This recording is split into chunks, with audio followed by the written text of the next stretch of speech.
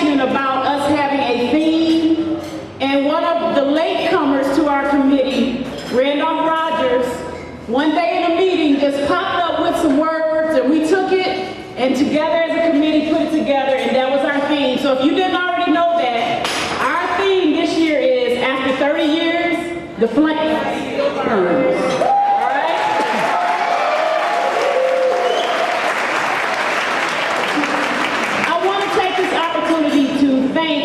The 20-year reunion committee for all of the work they did 10 years ago. Okay? I want to say this, and I can say this because of what we've been through this time. So, after being immersed in the planning process for the 30-year reunion, I know how challenging it is to put on an event to try to please everyone. It is no easy task, okay? I've been getting feedback, phone calls, text messages. It's not easy. You have to love it, you have to have a passion for it. So I salute the 20th year reunion committee because I know they work really hard, okay? The 30-year committee had the benefit of the internet, which 10 years ago we weren't really doing a whole lot of that. And even though I know some of my classmates still don't want to get on that computer, don't want to respond to my emails, but because of that, we were able to reach a lot of people, okay?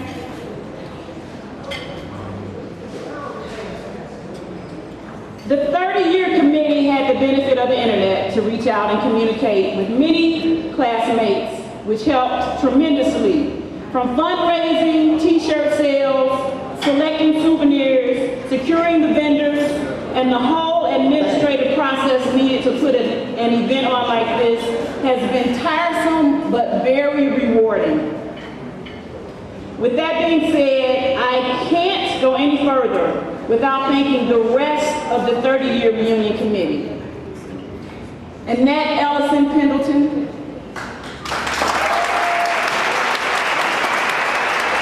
Janetta Haynes Wise, Byron Devino Campbell, Randolph Rogers, Linda Bud Sims, who I have known since I was about 5 years old, and Angela Smith Lucas.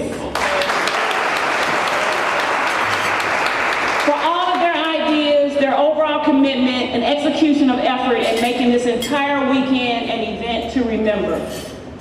We were like family in that we didn't always agree. Lord knows we didn't always agree. But when push came to shove, we made it happen. Thank you, committee, for allowing me to lead the process. I have appreciated all the kind words and shows of gratitude from all of my classmates over the past year or so. But I want everyone to understand that it took a team to put this weekend together, and I completely salute the entire 30th reunion.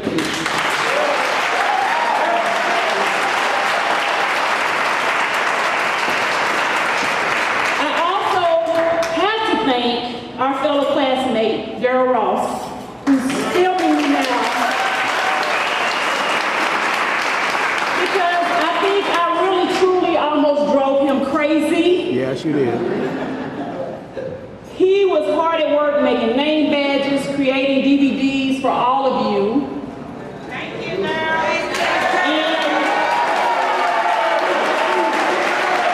I have to say, Daryl, I'm not insane. I just wanted the absolute best for the class of 81 because I felt like we deserved it. But guess what, buddy?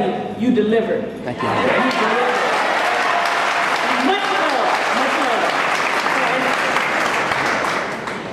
I want to also take an opportunity to pay special tribute to those classmates who planned on traveling and attending the reunion activities, but for various reasons they were unable to attend.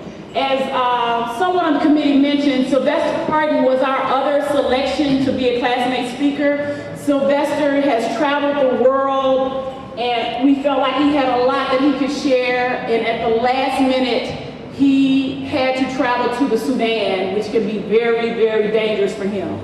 So I want to pay tribute to him as well as Philip Adams, Runyon Richmond, and Terrell Williams, who, again, at the last minute couldn't make it, but they want to be here, and I told them, you'll be here with us in spirit.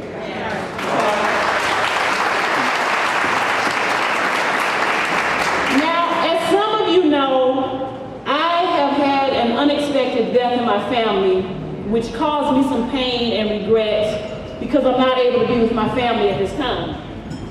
What helped me to reconcile being away from them is to realize that I am with family tonight. Yep.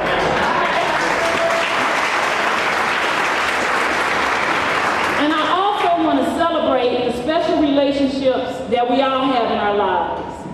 I want to express how very touched I am to see some of the long-standing friendships that I remember from when we were in high school. Some of you have kept in touch, and your friendships are as strong as they were 30 years ago. And that is a testament of what happens when you have quality people in your life. When you do that, those friendships last forever. And I'm very impressed, very impressed. It's a beautiful thing to see.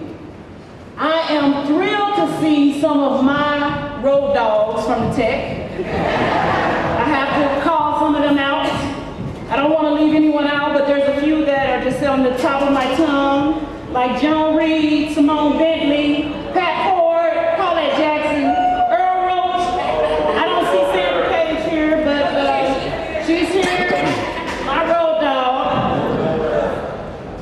who always has her special sense of style that we've learned to appreciate.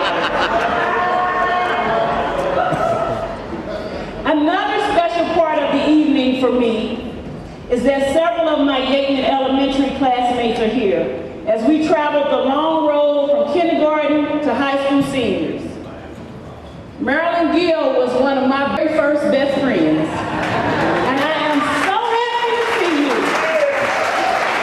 And I got to tell the story that I loved her brother, who was the first boy I kissed, and he did it well. Tell him I said that. And to my sister, Sandra Lawrence, you know I wasn't gonna leave you out there. We had a lot of great and wild times. Some that we're not gonna talk about tonight, because we are adults and all that's not appropriate. But we will continue our long-standing friendship forever, okay? Lastly, on the friendship topic, I have 3 of my very closest friends here with me tonight. 2 of them are working the registration table, so I don't even know if they can hear me. But I want to say it, Alfreda McNeil, who was a co-op at O'Fallon Tech. I've been knowing her since I was a little girl. She is one of the most loyal and truest friends anybody would ever wish they had. I'm grateful to her.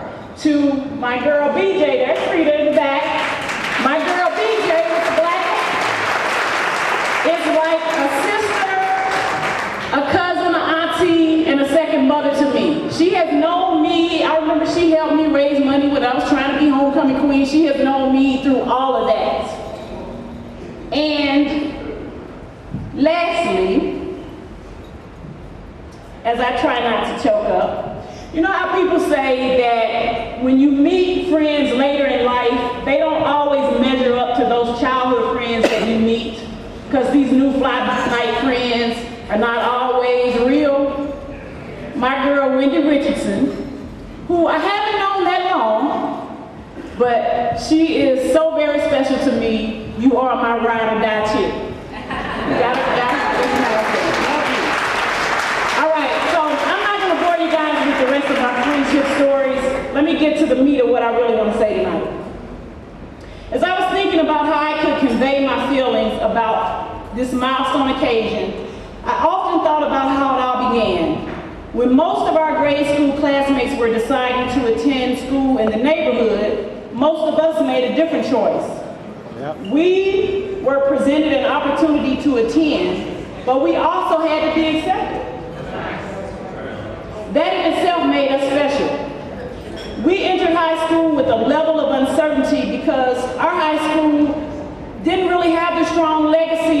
like some other St. Louis public high schools had, like Sumner, Beaumont, Vashon, some of the others.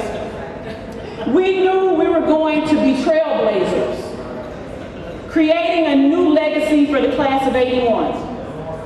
And even though O'Fallon Tech had previously been a full-time high school many years previous to us attending, we would create a new history as co-ops would gradually phase out and we would become all tech all the time in the 1980-81 school year. All right? The freshman class of 1977 brought a lot of diversity with us.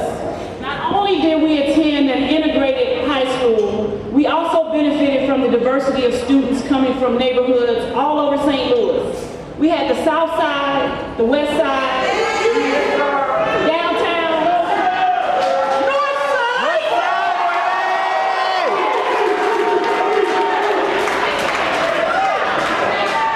That in itself created a different dynamic for us. We had the opportunity to focus on a major just like if we were in college, and because our school was so large, we had the ability to interact with hundreds and hundreds of classmates. With a graduating class of 654, we showed up and showed out at the Hill Auditorium. Yep. And it was the beginning of adult life for all of us. Now at this point I have to say, my sister Cece, we must be on the same wavelength, because some of the things you talk about are on my paper. So, you know, great minds think alike.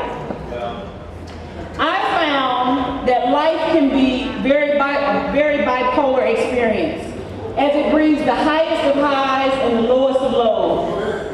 We've all experienced many joyous occasions in our lives, such as graduating from college, starting new and exciting careers, taking on the most important role as homemakers to rear our children, entering the military to serve our country, getting married, and watching our families flourish and grow. We have lived to see historic events happen in our country, like seeing the first African-American president to be elected.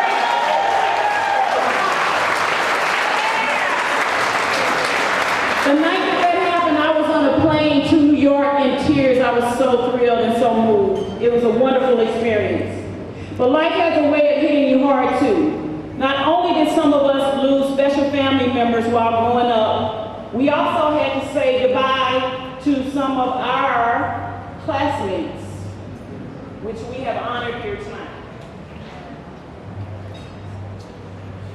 We've lost parents, grandparents, siblings, spouses, children, grandchildren. We have also had to endure the challenges and stresses of life.